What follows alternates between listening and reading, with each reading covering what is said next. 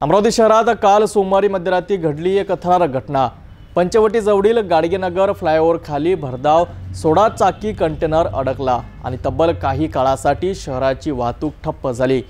जड मालाने भरलेला हा कंटेनर फ्लायओव्हर खाली अडकल्याने दोन्ही बाजूंनी वाहनांच्या लांबच लांब रांगा लागल्या। नागरिक त्रस्त, पोलीस सतर्क आणि प्रशासनाची धावपळ, संपूर्ण घटनेचा खास अहवाल। अमरावतीत पंचवटी जवळील गाडगेनगर फ्लायओव्हरवर सोमवारी रात्री ही घटना घडली। भरधाव वेगाने येत असलेल्या 16 चाकी कंटेनर ब्रिजच्या खाली अडकला।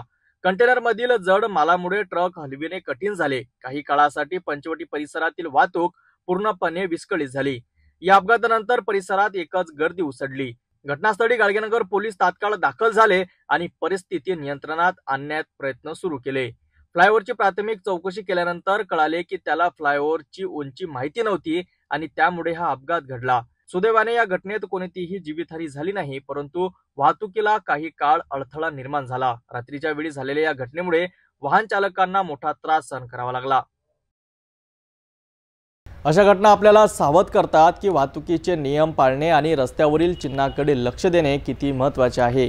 प्रशासन आता अशा ठिकाणी योग्य उंचीचे फलक बसविण्याच्या तयारीत आहे, जेणेकरून पुन्हा अशा घटना घडू नयेत।